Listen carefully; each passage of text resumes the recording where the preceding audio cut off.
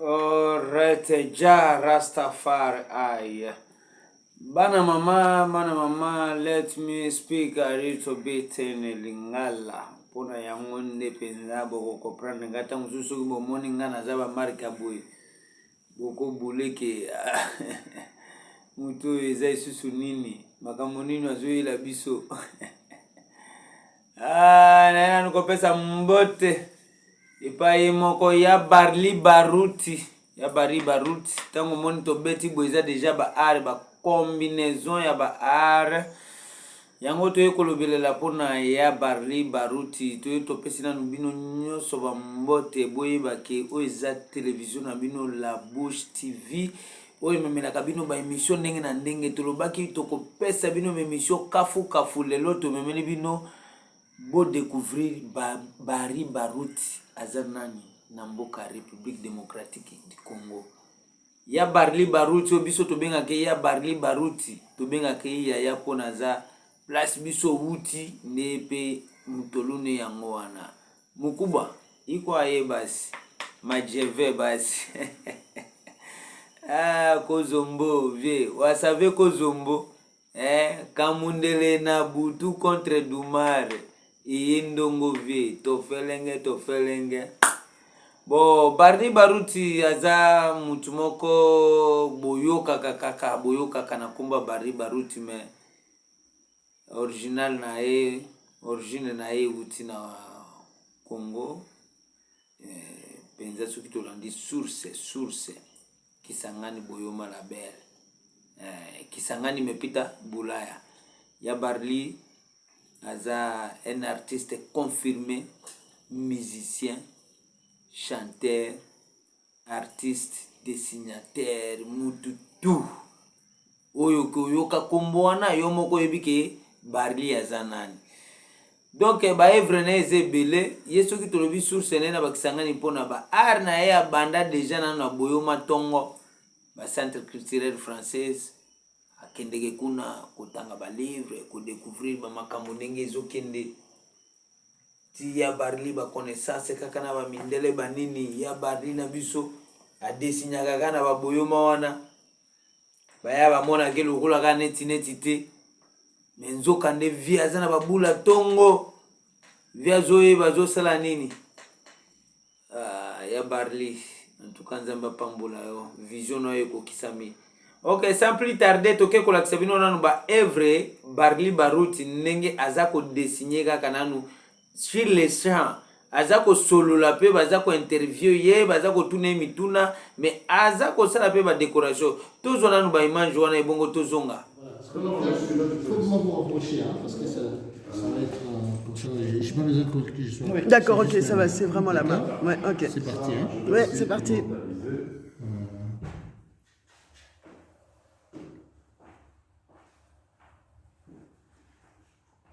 Vous pouvez parler, hein. On est tellement... Non, quand on regarde un artiste, on se concentre. Eh bien, moi, je fais, juste pour l'anecdote, il y a plusieurs années, je ne sais pas si c'était à 10 ou 15 ans, j'ai eu ma première dédicace d'un artiste bédéiste et c'était Diatantou. Serge Diatantou ici à Bruxelles. Voilà, là, c'était vraiment... et là, vraiment, je suis honorée par cette deuxième... C'était un grand ami. Voilà, deuxième... Enfin, je dis dédicace, c'était pour ma fille. Mais là, maintenant, je me fais plaisir à moi-même. Et moi, Moi, j'ai eu la dédicace de Barli, c'était en 2003, chez Afrique Édition, quand je l'avais reçu pour l'émission, j'avais reçu Maureen Duflor, et on avait tourné une émission, et c'était aussi un dessin de... Quand j'ai regardé, j'ai dit, mais c'est moi. Non, ça c'est pas toi. Mais là, je me retrouve, hein, mon petit nez, mes jolies lèvres, mes beaux yeux. Les yeux fermés, mais les beaux yeux quand même. Mais L'excellence du talent, parce que... et moi, Là, on est en direct. Hein. Sauf les mains. En direct, les traits sont captés tout de suite. Mes mains ne sont pas aussi jolies que sur le dessin, ça je l'avoue. C'est pas grave. Et Mes moi- mains ont pris de l'âge.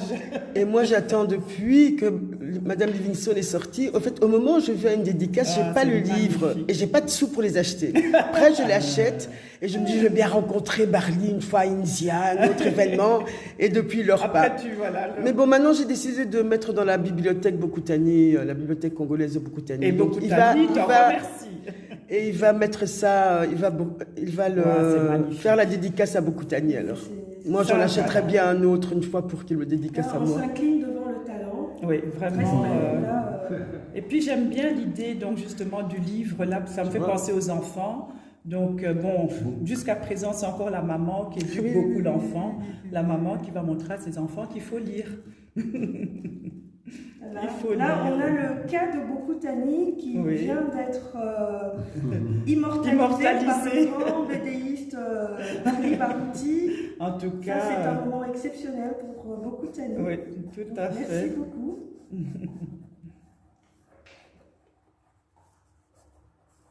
Voilà. Encore une dizaine d'années et je pourrais revendre la BD de Barry très cher. Parce qu'elle est dédicacée aussi. Mais alors, cher de chez cher. On tient quelque chose. Ça pourrait Ah, c'est refinancer vrai que- 3 radios. C'est les archives, les futurs archives de la RTBF.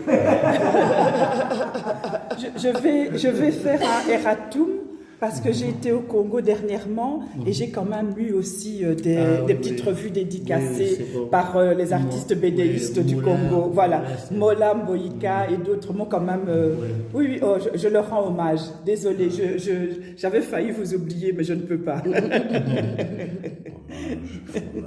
Non, en 2019, alors, nous avons fait le Sabdam, Oui. salon Ah oui, africain oui, oui, de la bande oui, oui. dessinée.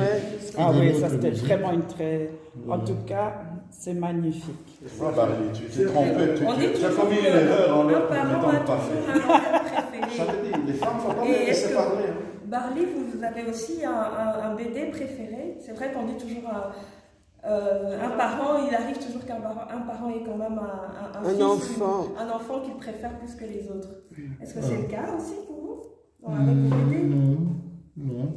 Ben, je peux dire, si on insiste, je peux mentir. Hein. Mais on va pas manquer, vous allez... Non, parce que c'est filmé, on peut plus mentir. On peut plus Oh mentir. là là, je vais garder Non, il y a ça les phrases précieusement. traditionnelles. Hein. Tous mes enfants sont les mêmes pour moi. J'ai des ententes différentes avec mes enfants. Mes Que nenni. époux, je les aime autant. Que nenni. Et après, toi je te déshérite, toi je te donne, toi je te donne. Voilà. Que nenni. En tout cas, merci. Tous mes enfants ne sont pas les mêmes. Heureusement d'ailleurs. Magnifique. Sinon, j'aurais des clones à la maison. Oh, ça va presque, hein, ils sont Bon, maintenant, il ne faut pas que j'oublie de payer le livre. C'est ça aussi. Rendre à César ce qui est à César. On est les 6 du 8. Oui, oui. Voilà, la fin des Jeux de la francophonie. Cérémonie de... nakanisi biso nyonso tomoni makambo ndenge elekani wana ya Barley biloko asali bato ya boye mpona nini te tosimba bango na mboka bato ya boye république bakonzi mpona nini mutu ya boye tokoki kosalisa ete ke afongola mwa baekole ya formation bana ndenge bazali olie bana babanda otelengana na banzela babanda ozwa baekole ya formation babanda kozala bien formé na bambiaka neti baya Barley Barouti bayo badécouvra mokili bakenda mikili ya poto ye ameka aza na kapasité ya kosala nyonso te aza na art na maboko ameki kosala tout aza na mwa bakapasité oye place ya komi sikoyo eza kosenga bandeko mosusu oyo mpe baoki kozala mpe na moyen mpona lokumu ya mboka donc ezalaki botia ye loboko mpona vision ye aza nango wana eza kosenga sikoyo basponsor sikoyo baart ya boye baya Barley baza babaoba baza bato bamérité donc fleur ebele bamérité bacouronne ebele bamérité atake basalela bango ata bamonima ntango nanu baza vivant omoni bamonima oyo pere moko tosalaka ke mutu asa kende boye korespecte nsima plus ou moins respecte mutu ube honore mutu ntango aza vivant ye moko aza komona ya solo baza koreconnaître nga ntango nazali mobimba me ntango oke ata bahonore yo biso bo totikali nde tokomona mais yo kuna okei bon nayebi te.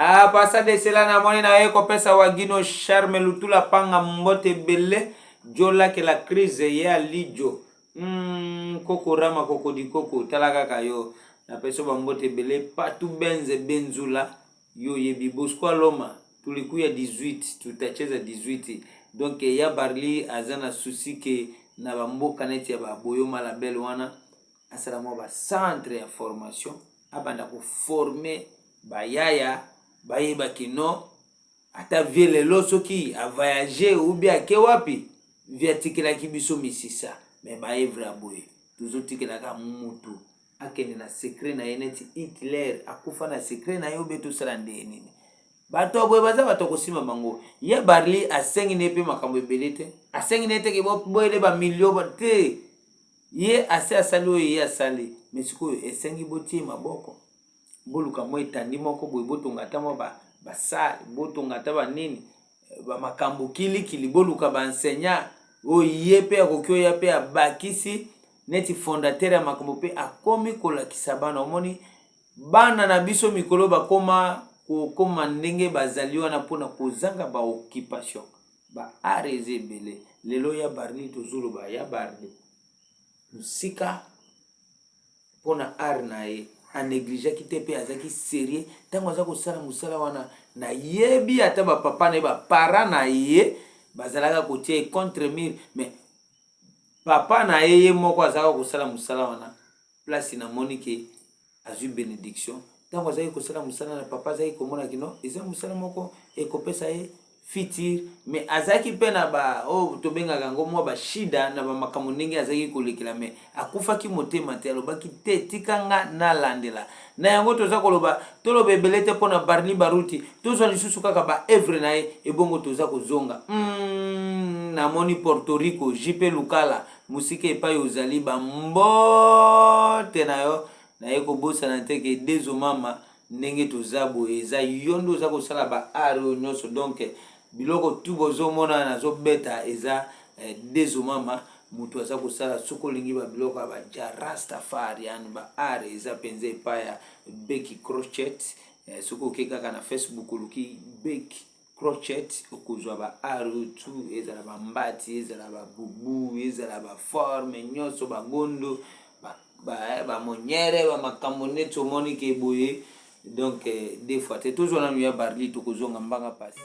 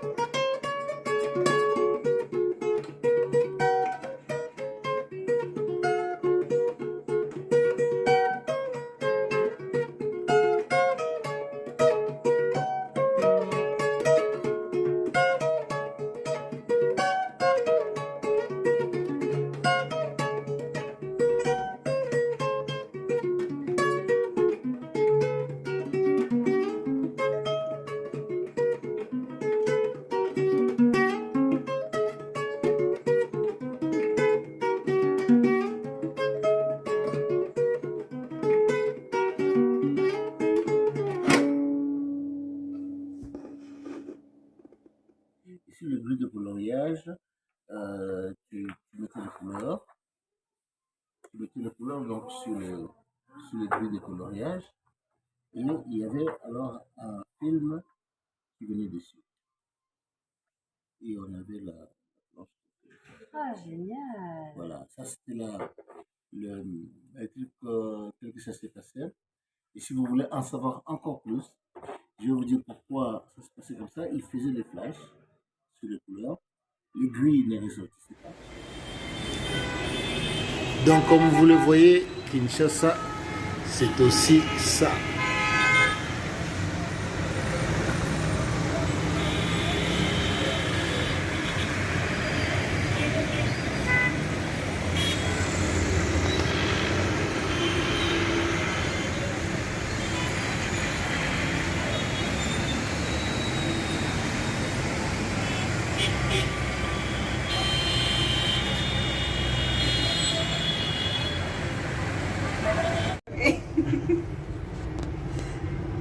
Me parece muy práctico para las personas.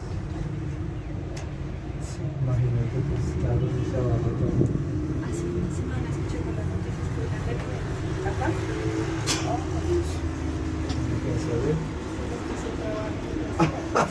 Bueno, no sé qué acá. Sacó de la cafeta. Sí. La semana pasada quedé colgada como 3 horas. ¡Ay! 3 horas. ¿Estos barrios eran construidos en qué años? ¿Por los 80? No. ¿Después? ¿En 90? ¿De los 90? Sí, ¿no es cierto? ¿Tú no has visto una película que se llama como El gato Lotto? No. Con Paola Rey, pues tenía como 15 años. Y con Diego Cabe. Es muy buena. Es pues sobre ¿Sobre los barrios? sobre un barrio que... ¿Qué construyen? Ajá. No. Es muy buena esa película. Puedo buscarlo.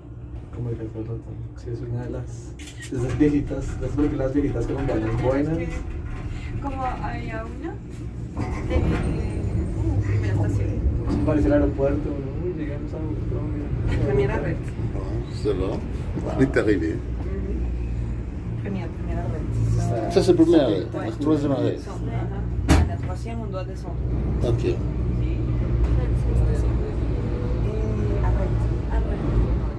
Asala ebele, asala ebele. Asala ebele, asala ebele. A participa kutu. On a filmé. Oh, ya la vie est belle ya Papa Wemba.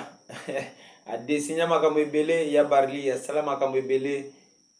A participa donc Papa Wemba a yebi ke ki Barli Baruti atepa ya zali atika biso ke ton âme repose à paix mokonzi papa na ngai ekumanyi Wemba dio moyo efula papa lamboko sha moyo ndoko dikambo ta yana na lushiro kina oke wana na kina mboka bino moko boyebi mais toza kolobelaka pona ya Barli aza mutu moko esengeli République démocratique du Congo tobosana teke bato ya motindo oyo ti ekomi ke bato ya libanda bakama babanda kobenga ye akende libanda akende asala ba exploit to pe akende asala ba œuvre ba talent na ye akende a présenter kuna bozomona te ke eza lokola biso vraiment tolala ko ya Barli aza mutu moko eza richesse na biso ya mboka Congo surtout nazo ebisa bino baboyome botoza wana ba homme d'affaires ba diamata ya makasi tozali mais eloko tozo sala te pona ba artiste na biso ezate ba Luciana de Mingongo baza wana la valeur ajoutée bazana banzembo ebele bazo sala tile loyo ba album mais okoyoka pe teke mutu moko boya ta soki na province orientale bikte non moi je prends Luciana de Mingongo en charge soki ndenge nini mais rien de tout eloko te ye kaka a évoluer na ndenge na ye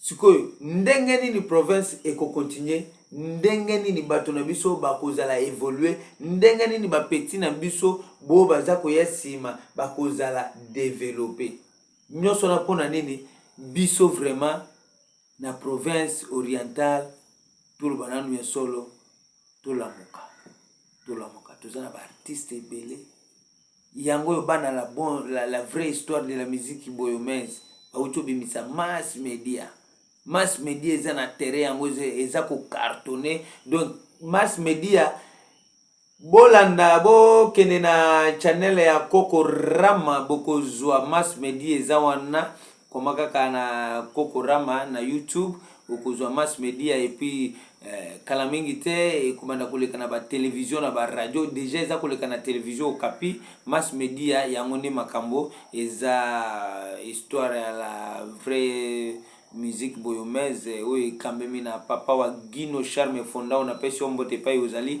1-0 maya mwalimu ya yo yango wana tala kaka yo ndenge ozali vera babote balobi mwasi nde nzoto bambote no yango yo namoni biso to komi na suka emission na biso tozali kolobela kaka nde bana ya Congo mobimba toyeba kosemba ba artiste na biso ba konzi na biso surtout peuple okosala na eloko te peuple akosepela baya